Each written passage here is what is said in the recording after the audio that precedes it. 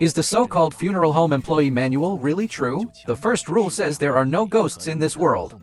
But after you read the rest of the rules, you will start questioning that first rule. If you spot a small hill near the funeral home, pretend you didn't see it, and definitely don't talk about how you shouldn't go to the bathroom and look in the mirror at midnight, especially rule number 6. After reading it, you'll start questioning everything you know. Make sure to check periodically if your roommate is still your roommate. To this day, they still can't find anyone brave enough to take the night shift, even with the high pay. Now, let me tell you a real story that happened to my cousin.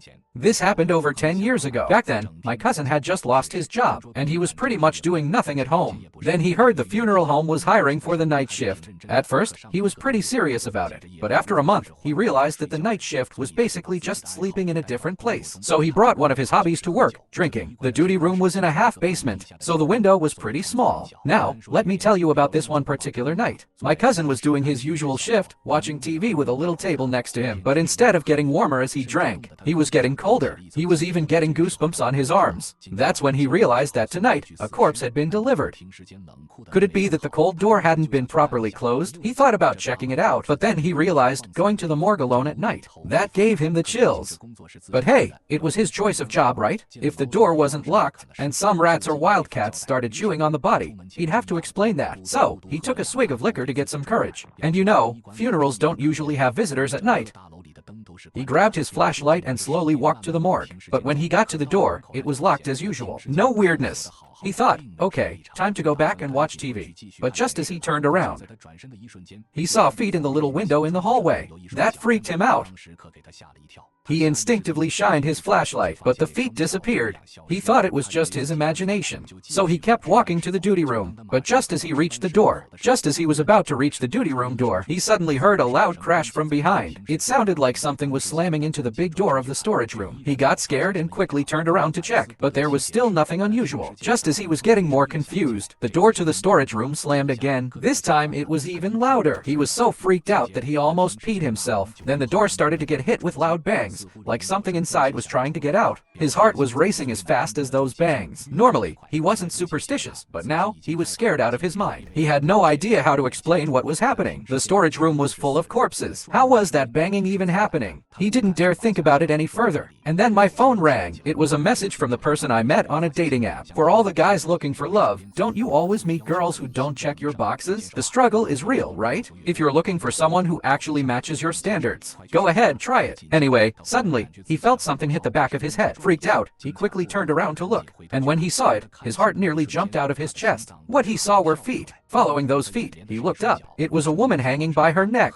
But wait, this was a hallway. And when he passed by here earlier, there was nothing, as the door kept slamming, and the mysterious lady appeared out of nowhere. My uncle bolted back to the duty room.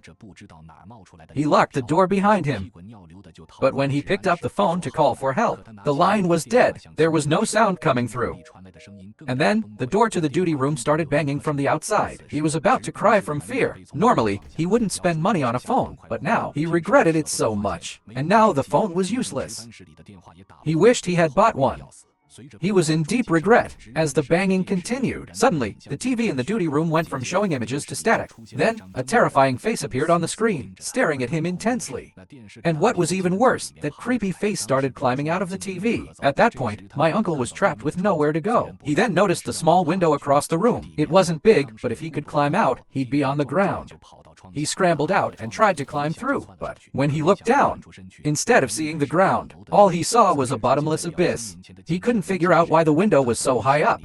If he jumped now, he'd definitely die. In a panic, he turned around to check the duty room door again. It had been busted open, and the dead woman had come inside, followed by a whole bunch of corpses. The creepy figures were already at the window, all reaching out for him. Unable to handle the terror, he just wanted to escape, but he was so panicked, he pushed too hard, and ended up tumbling out of the window. He fell straight into the abyss. The next morning, the guard on duty found him. He was lying on the ground, as if he had jumped from the rooftop.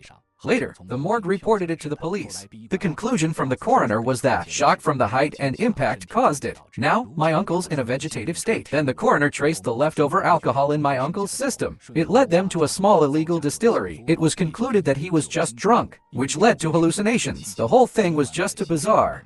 To avoid a scandal, the morgue decided to compensate my uncle's son. Later, they reviewed the surveillance footage and made a bold guess based on my uncle's behavior. They figured he had been hallucinating due to the alcohol.